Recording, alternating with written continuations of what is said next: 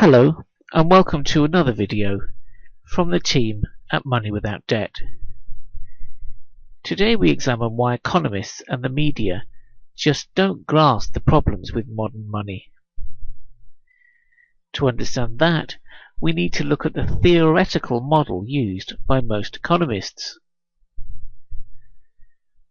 Most economists are schooled in neoclassical theory.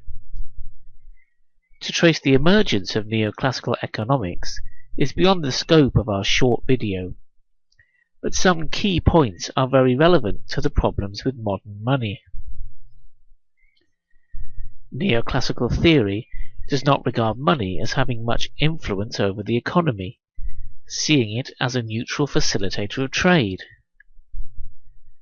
While most economists do understand that a proportion of our money supply is created as debt, their understanding of that process is out of date and flawed. They still believe in something called the money multiplier. In the past, banks were restricted from creating too much credit by rules that forbade them from loaning more than a fixed multiple of the money they had on deposit. You can represent that via a simple diagram like this, with a base of deposit money at the bottom and then an amount of money that could be lent against it above. Seemingly unnoticed by most economists, financial deregulation of the 1980s abolished this requirement, and bank credit has exploded exponentially as a result. Look at this series of graphs. If banks were truly restricted from creating money by the base of their deposits, the creation of money would follow a predictable curve, like this. These Bank of England figures show what actually happened. The line in red are reserves held by UK banks at the Bank of England. The green line is the amount of money lent into the economy. See how the creation of credit has exploded since 1980, with no connection at all to a matching increase in deposits.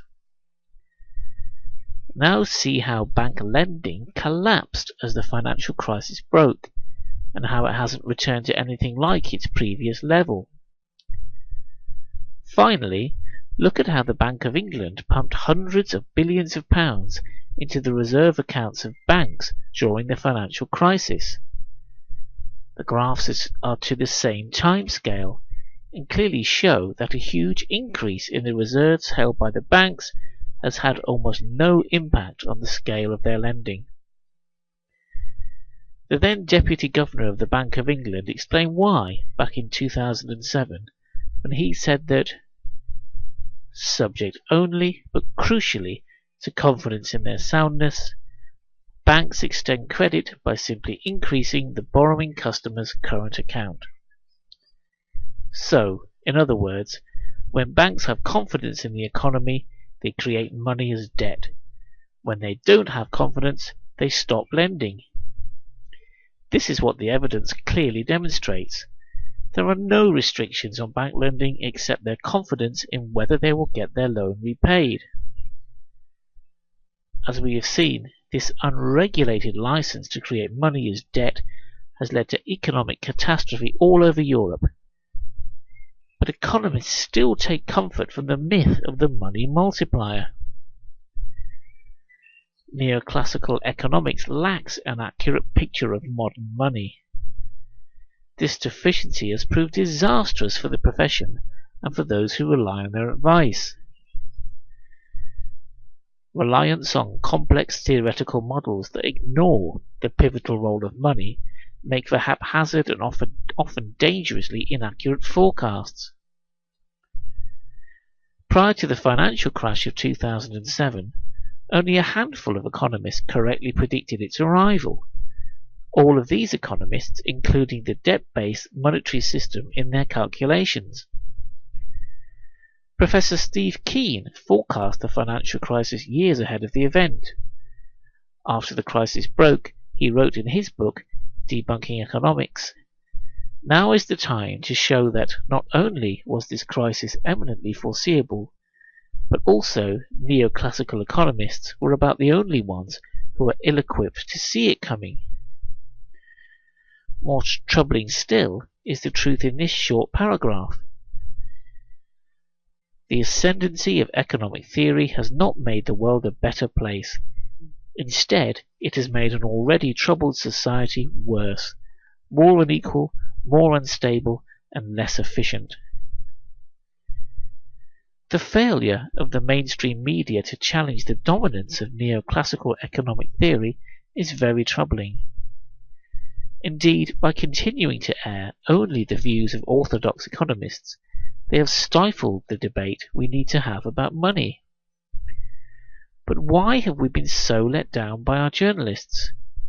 In the midst of monetary chaos, why is no one talking about money? In his book, Flat Earth News, Nick Davis outlines what has gone awry with modern journalism. And with deep irony, we discover that economics itself has undermined journalism's ability to investigate the truth.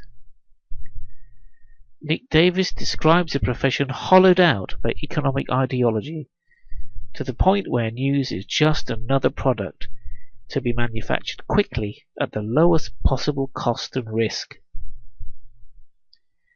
The number of people working within newsrooms across the world has been decimated, with the result that very few journalists now have the time to properly research their stories or even to check key facts.